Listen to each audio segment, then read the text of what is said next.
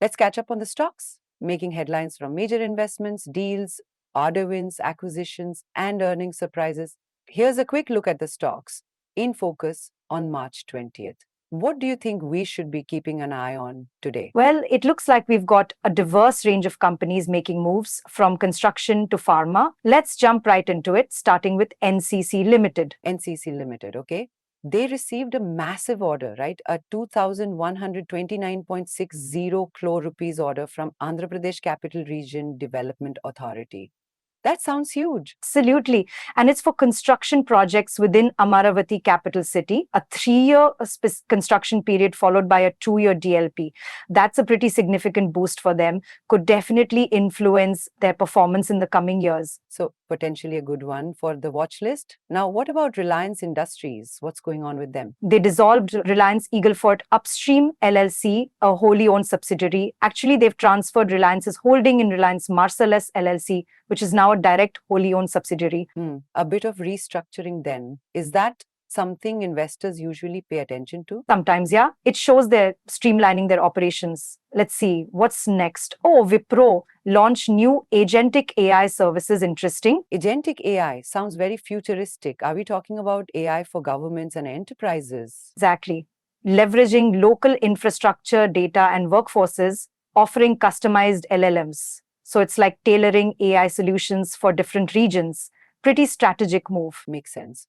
Okay, so what about Trent Limited? Well, their subsidiary Booker India Limited is set to acquire THPL Support Services Limited. It's a 100% acquisition for 166.36 crore rupees. It's like Trent is consolidating its warehousing and related services by bringing TSEL fully under their umbrella. So, streamlining supply chains, I guess that could be good for efficiency. What about Avenue Supermarts? I always see a big crowd in DMart. They've invested 174.99 crore rupees in their subsidiary Avenue E-Commerce Limited, AEL. So looks like DMart is serious about its online presence. More focus on e-commerce, got it.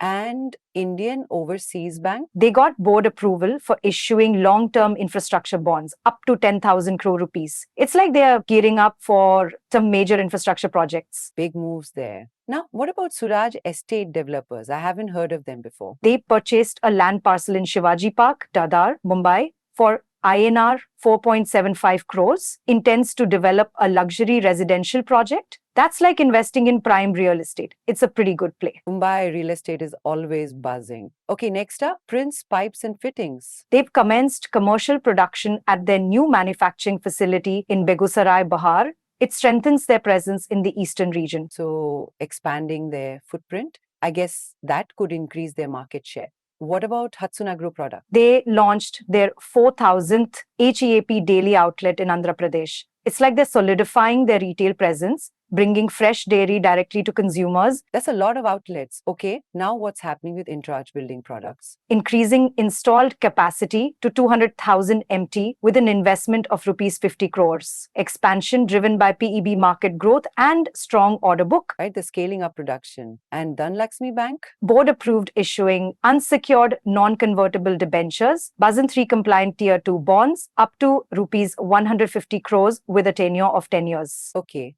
so raising capital through bonds. What's Marksans Pharma up to? Relaunchum Limited, their UK subsidiary, received marketing authorization for baclofen 10 milligram tablets. So they can now market and distribute baclofen in the UK. It's like unlocking a new market for a specific product. Makes sense. Now, Indigenous Limited? Expanded European presence with a new center in London. Think of it as planting a flag in a key market for consulting and commercialization solutions. Disclaimer, we advise investors to check with certified experts before taking any investment decisions. Definitely important to keep in mind. Now let's talk about Antony Waste Handling Cell Limited. That's a mouthful. They received a tax demand notice, but also won an arbitral award. A bit of a mixed bag, it seems. A bit of give and take, huh?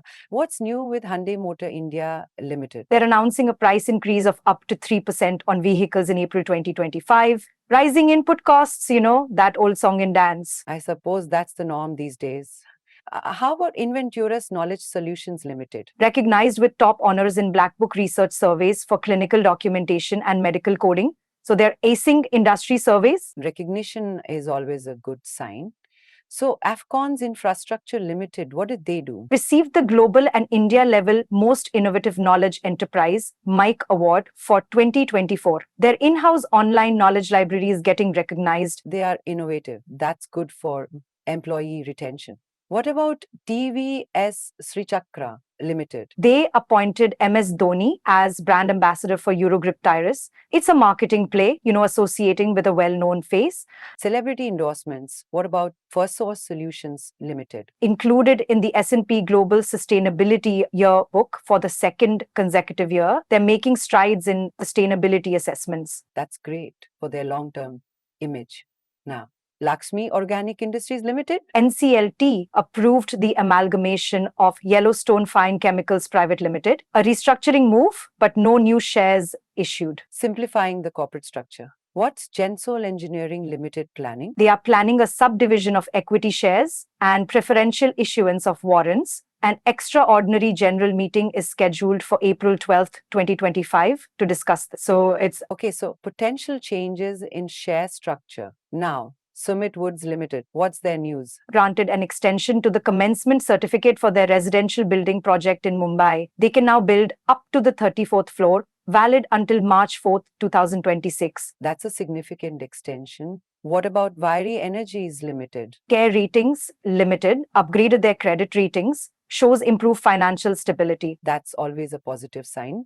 JSW Infrastructure Limited? ICRA assigned credit ratings to JSW Tuticorin Multipurpose Terminal Private Limited. Ratings pertain to their NCB3 project. So, securing good ratings for their projects. Kisolves India Limited? Declared a third interim dividend of rupees 7.50 per share for fiscal year 2024-2025. A treat for the shareholders. If you like the content, please like, share, and subscribe to our YouTube channel for more updates. Sweet dividends. Who doesn't love that? Mid-Haney?